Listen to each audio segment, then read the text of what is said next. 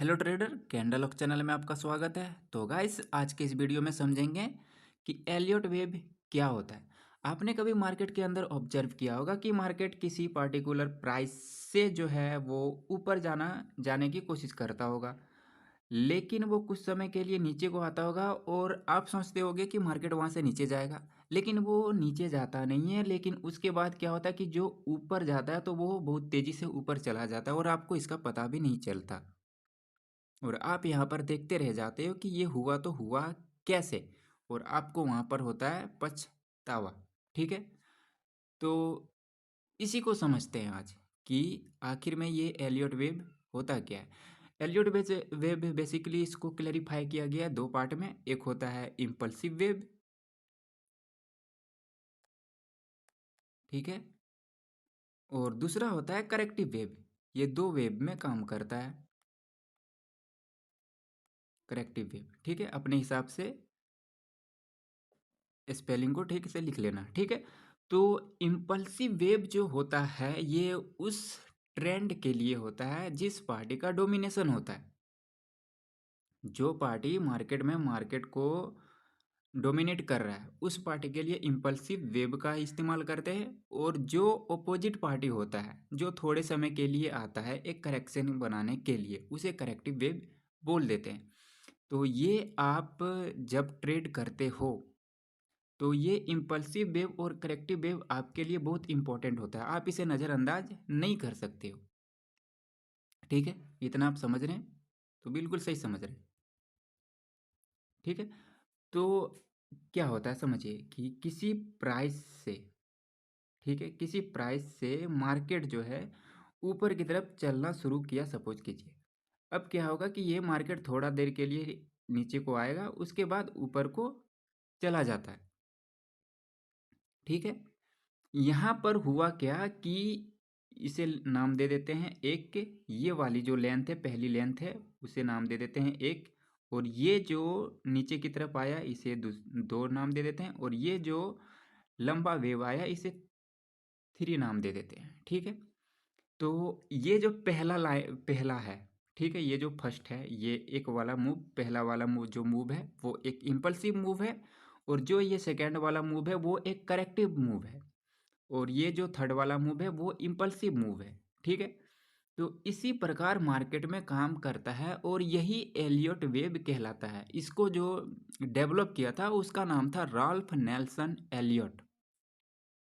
ठीक है, Ralph Nelson Elliott ने इसे जो है डेवलप किया था, और ये मार्केट के अंदर आपको अक्सर देखने को मिलता है। जब भी मार्केट में बेस क्रिएट होगा, मार्केट वहाँ पर यदि आपको सिग्नल देगा तो कुछ करेक्शन बनाने के बाद जो थर्ड वेव आता है, और इसी थर्ड वेव में लोग जो है अपनी पोजीशन बनाते हैं।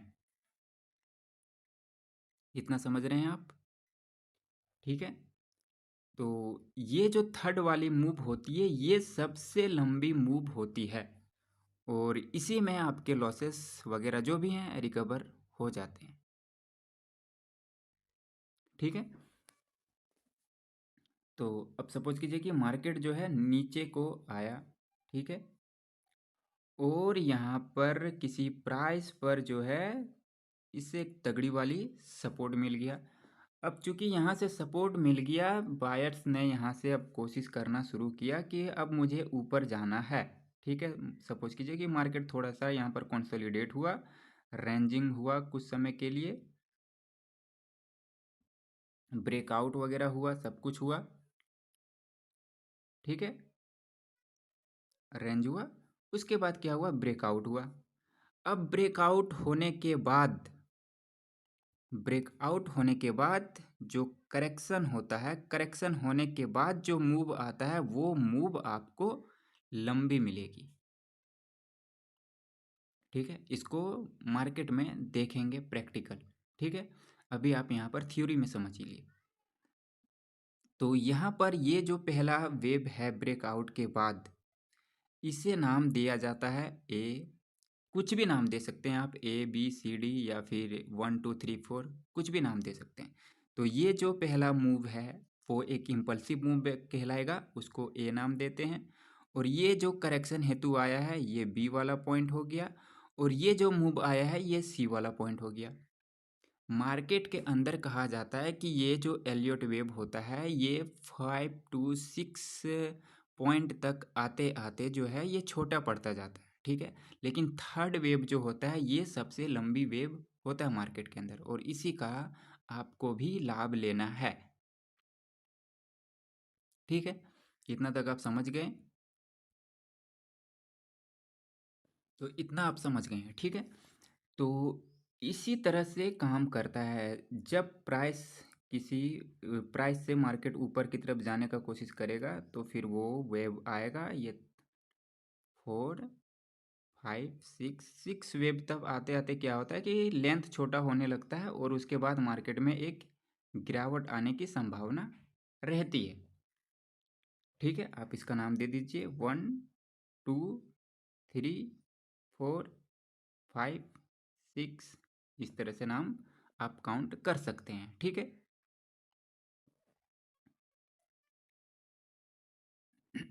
इसका नाम यहाँ पे लिखते हैं, रुकिए।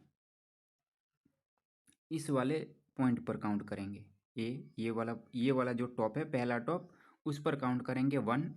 ये जो लोवेस्ट पॉइंट है इसको काउंट करेंगे 2।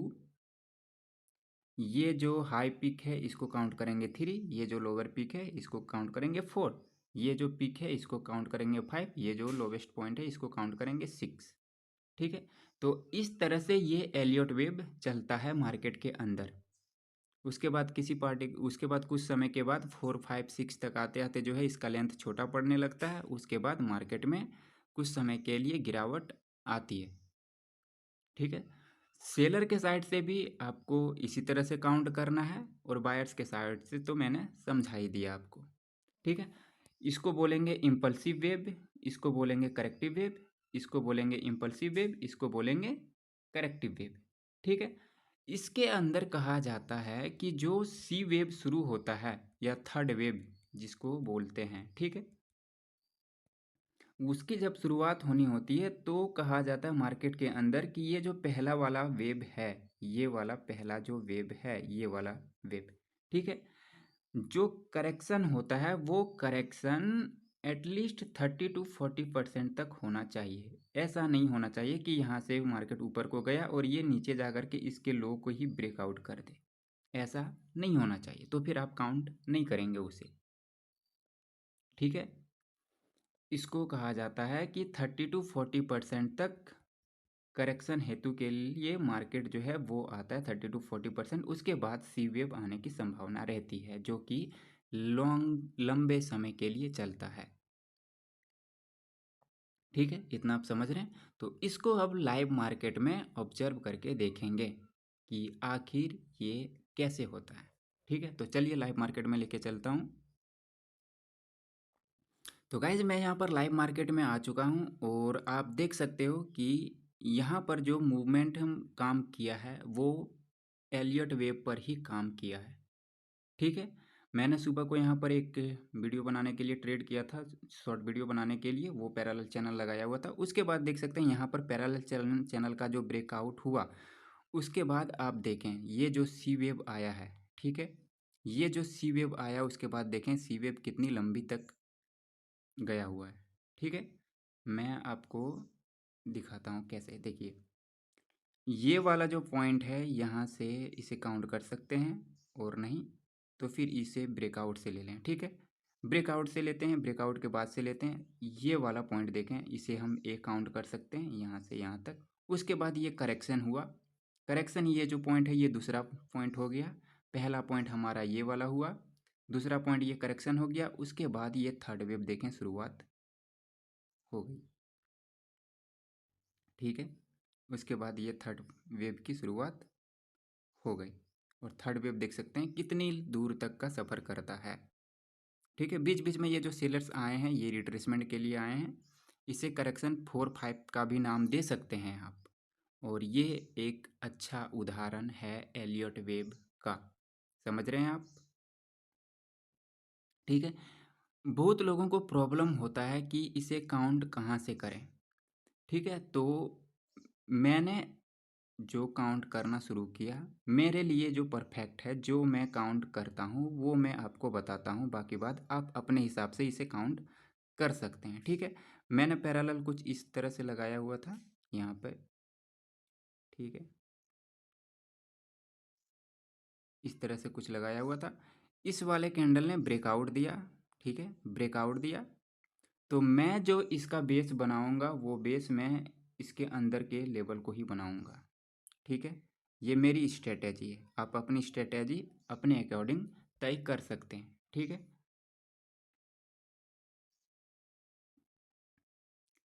तो ये बेस मैं यहाँ से बनाऊंगा। ठीक है, मेरे लिए पहला वेव जो होगा वो वेव होगा ये ब्रेकआउट का पूरा एरिया। ठीक है, ये पहला वेव जो है ये ब्रेकआउट हुआ। ब्रेकआउट के बाद ये जो रिट्रेसमेंट है, ये रिट्रेसमेंट है, करेक्शन नहीं है। याद रखना, रिट्रेसमेंट और करेक्शन को मैं अलग अलग नज़रिए से देखता हूँ। ठीक है, तो ये जो सेलर्स है वो रिट्रेसमेंट है। करेक्शन ये वाला है, इसे मैं करेक्शन बोल सकता हूँ, क्योंकि करेक्शन जो होता है उसमें कैंडल्स जो होते हैं वो अधिक होते हैं, 4-5 कैंडल तो एटलीस्ट होते ही हैं। ठीक है, तो मैं इसे एक वन काउंट करूँगा, इसे यहाँ से लेकर के इस वाले पॉइंट से लेकर के इस वाले पॉइंट तक मैं फर्स्ट वेव काउंट करूँगा। ठीक है, हाँ चला गया वो।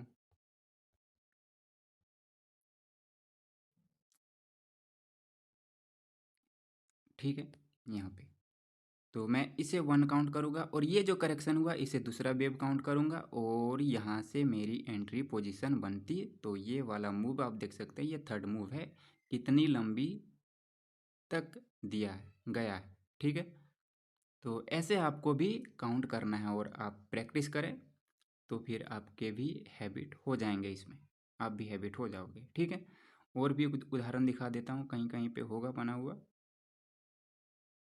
ठीक है, इसे भी काउंट कर सकते हैं। मैंने कहा है कि ये जो करेक्शन वाला वेव होता है, जो दूसरा वेव होता है, वो पहले वेव के लोअर पॉइंट को, लोअर लेवल को ब्रेक, उसके नीचे या उससे टच नहीं करना चाहिए। ठीक है, मतलब समझ रहे हैं आप, ये वाला जो पॉइंट है, ठीक है, ये वाला जो पॉइंट है, ये करेक्शन जो आया है सेलर का, ये करेक्शन यदि इस वाले लेवल को टच कर लेता तो फिर मैं वहाँ पर उसे काउंट नहीं करता, थर्ड वेव के लिए मैं नहीं जाता। ठीक है, यहाँ पर भी मार्केट ने बेस क्रिएट किया, मेरे लिए पहला लेवल ये हो गया, दूसरा ये करेक्शन हो गया, दूसरा वाला पॉइंट, उसके बाद थर्ड वेव के लिए मैं जाता ये वाला लेवल, ये वाला पॉइंट। ठीक है, थर्ड वेव ये होता मेरे लिए। ठीक है, समझ रहे हैं आप, तो फिर अच्छा समझ रहे हैं। तो आपको भी ऐसे ही मार्केट के अंदर फाइंड करना है कि एलियट वेब जो है, आप जाएं मार्केट के अंदर और एलियट वेब आप भी इस प्रकार से ढूंढें, और उसके बाद उस पर प्रैक्टिस करें। बिना प्रैक्टिस के तो कुछ संभव नहीं है मार्केट के अंदर। तो जब आप प्रैक्टिस करोगे, थर्ड वेव को पकड़ना सीख जाओगे, तो फिर आप भी वहाँ से अच्छे प्रॉफिट बुक कर सकते हो। ठीक है, तो बाकी बात मिलेंगे गाइस नेक्स्ट वीडियो में। और दूसरी बात कि आप लोगों ने जो पूछा हुआ है कि मेंटरशिप का क्लास चल रहा है क्या, तो फिर मेरा मेंटरशिप का क्लास थोड़ा लेट से स्टार्ट होगा। अभी एक बंदे का जो है वो उसका क्लास चलेगा कुछ समय के लिए, कुछ दिनों तक, उसके बाद मैं किसी का शुरू करूँगा। ठीक है, देखो कैसे सीखने वाले लोग तो अकेले भी आकर के सीख लेते हैं मेरे पास। ठीक है, 4-5 बंदे का फीस वो उसने अकेला पे किया हुआ है, तो पहले मैं उसके कोर्स को कंप्लीट कराऊंगा, उसके बाद मैं अपडेट दूंगा आप लोगों को। ठीक है, और मैंने फीस आप लोगों के लिए कम कर दिए हैं, बहुत ही कम कर दिए हैं। ठीक है, वो टेलीग्राम पे मैंने आप लोगों को बता दिया हुआ है। ठीक है, तो मिलेंगे नेक्स्ट वीडियो में, तब तक के लिए tata bye bye and take care.